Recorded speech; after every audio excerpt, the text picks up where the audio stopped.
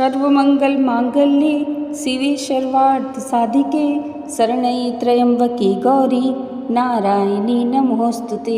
जय माता दी। दोस्तों, आप सभी को हमारी तरफ से शारदीय नवरात्रि की हार्दिक शुभकामनाएं।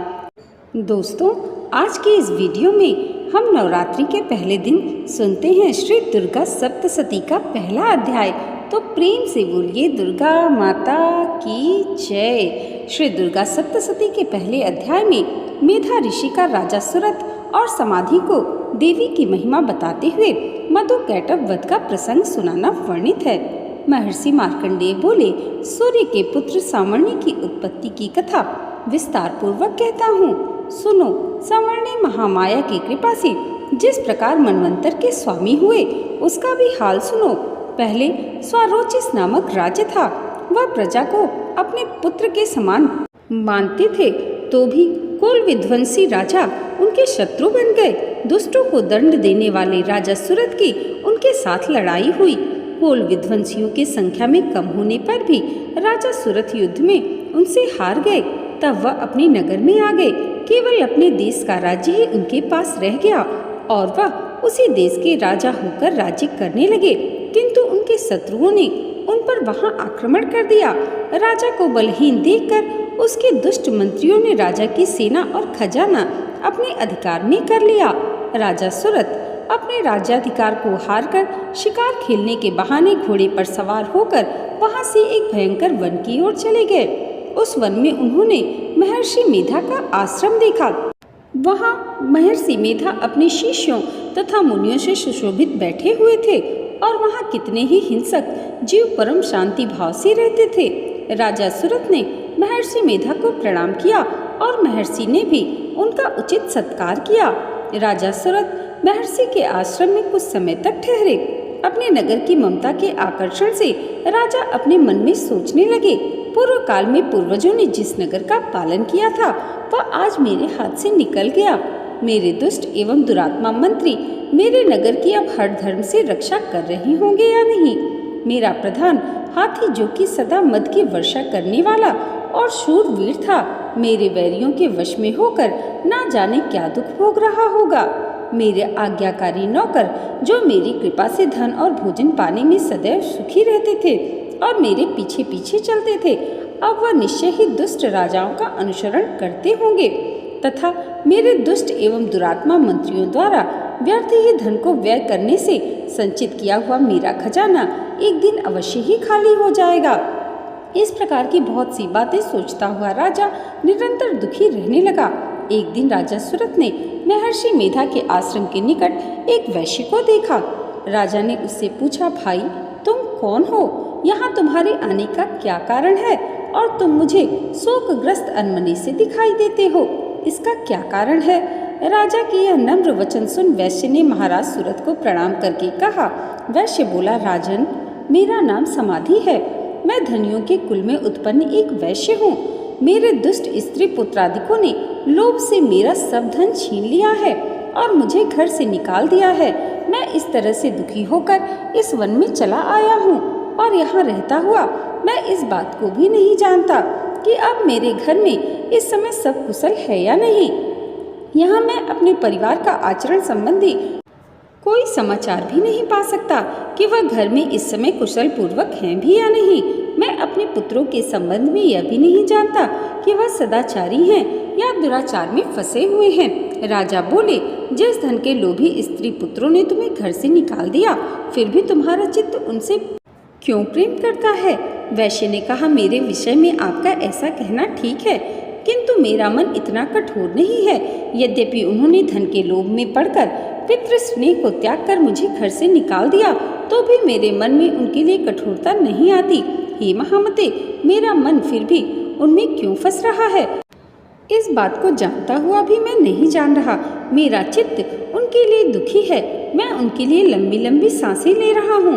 उन लोगों में प्रेम नाम को नहीं, फिर भी ऐसे निस्नेहियों के लिए मेरा हृदय कठोर नहीं होता। महर्षि मार्कंडेय ने कहा, हे ब्राह्मण। इसके पश्चात महाराज सुरथ और वह वैश्य दोनों महर्षि मेधा के समीप गए और उनके साथ यथा योग्य न्याय संभाषण करके दोनों ने वार्ता आरंभ की। राजा बोले, हे भगवान, मैं आपसे एक बात पूछना चाहता हूँ, सो आप कृपा करके मुझे बताइए। मेरा मन अधीन नहीं है, इससे मैं बहुत दुखी हूँ। राज्य धनाधिक की चिंता अभी तक मुझ में बनी हुई है और मेरी यह ममता अज्ञानियों की तरफ बढ़ती ही जा रही है। और यह समाधि नामक वैश्य भी अपने घर से अपमानित होकर आया है। इसके स्वजन ने भी इसे त्याग दिया है। स्वजनों से त्यागा हुआ भी यह उनसे हार्दिक प्रेम रखता है। इस तरह हम दोनों ही दुखी हैं।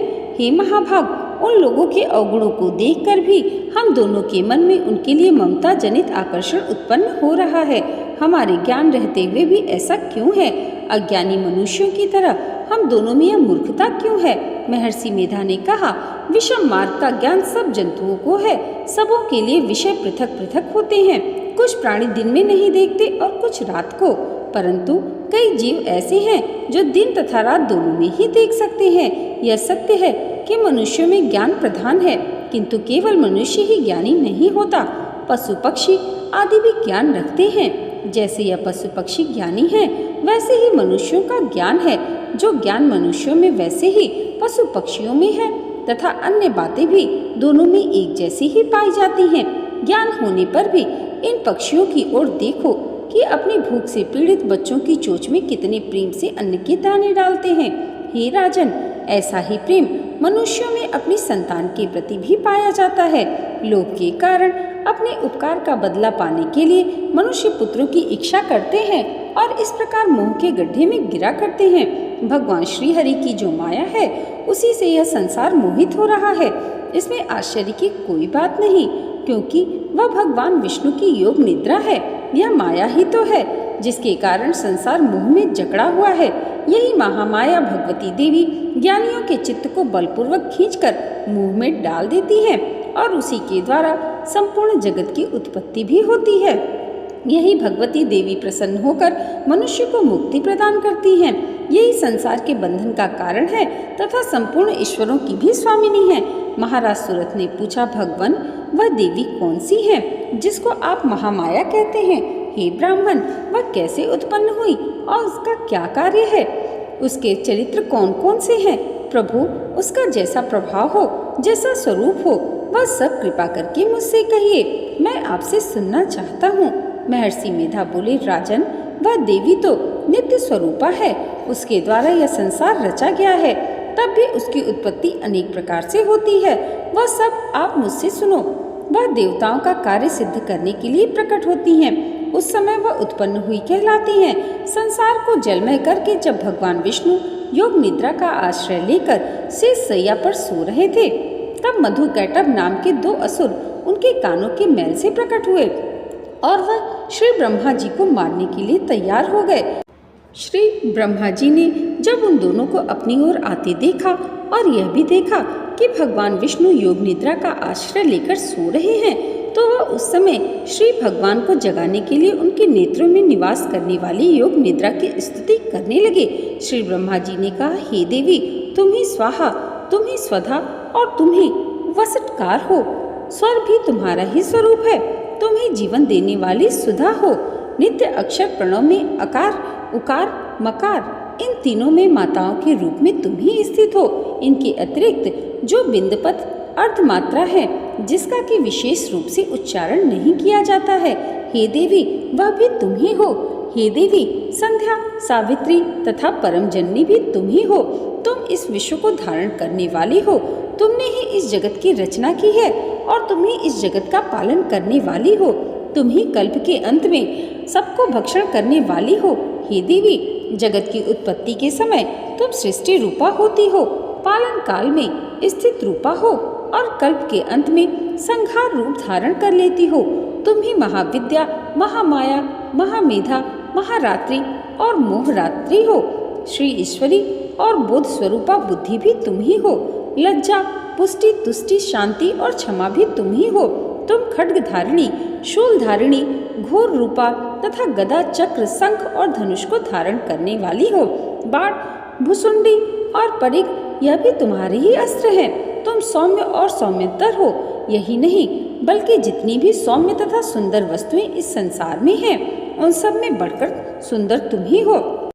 पर और अपर सबसे पर रहने वाली सुंदर तुम ही हो।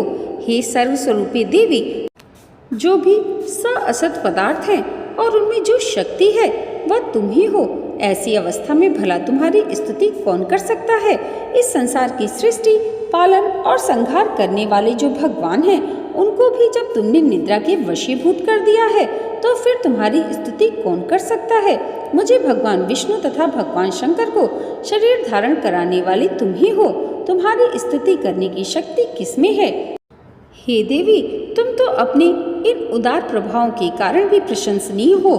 मधु और कैटभ जो भयंकर असुर हैं, इन्हें मुंह में डाल दो और श्री हरि भगवान विष्णु को भी जल्दी से जगा दो और उनमें इनको मार डालने की बुद्धि भी उत्पन्न कर दो।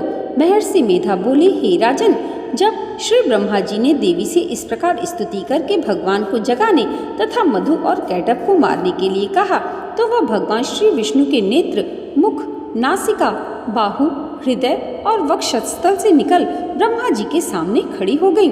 उनका ऐसा करना था कि भगवान श्री हरि तुरंत जाग उठे और दोनों असुरों को देखा, जो कि अत्यंत बलवान तथा पराक्रमी थे और मारे क्रोध के जिनके नेत्र लाल हो रहे थे और जो ब्रह्मा जी का वध करने के लिए तैयार थे। तब क्रुद्ध हो उन दोनों दुरात्मा असुरों के साथ भगवान श्री हरि पूरे 5000 वर्ष तक लड़ते रहे। एक तो वह अत्यंत बलवान तथा पराक्रमी थे, दूसरे महामाया ने भी उन्हें मुंह में डाल रखा था। अतः वह श्री भगवान से कहने लगे, हम दोनों तुम्हारी वीरता से अत्यंत प्रसन्न हैं, तुम हमसे कोई वर मांगो। भगवान ने कहा, यदि तुम मुझ पर प्रसन्न हो तो अब तुम मेरे हाथों से मर जाओ। बस इतना सा ही वर मैं तुमसे मांगता हूँ, यहाँ दूसरे वर से क्या प्रयोजन है। महर्षि मेधा बोले, इस तरह से जब वह धोखे में आ गए और अपने चारों ओर जल ही जल देखा तो भगवान श्रीहरि से कहने लगे, जहाँ पर जल न हो, सूखी जमीन हो, उसी जगह हमारा वध कीजिए। महर्षि मेधा कहते हैं, तथास्तु कहकर भगवान श्री हरि ने उन दोनों को अपनी जांघ पर लिटाकर उन दोनों के सिर काट डाले। इस तरह से यह देवी श्री ब्रह्मा जी की स्तुति करने पर प्रकट हुई थी। अब तुमसे उनके प्रभाव का वर्णन करता हूँ, सो सुनो। यहाँ पर श्री दुर्गा सप्तशती के पाठ का पहला अध्याय समाप्त हुआ। प्रेम से बोलिए दुर्गा माता की जय। दोस्तों, आज की वीडियो अगर आपको अच्छी लगी हो तो कमेंट बॉक्स में जय माता दी ज़रूर लिखिएगा और इसे लाइक और हमारे चैनल पर पहली बार आए हैं तो सब्सक्राइब करना मत भूलिएगा। माता रानी की कृपा आप सबके जीवन पर सदैव ऐसे ही बनी रहे, इसी मंगल कामना के साथ मिलते हैं अगली वीडियो में श्री दुर्गा सप्तशती के दूसरे और तीसरे अध्याय के साथ। तब तक के लिए जय माता दी।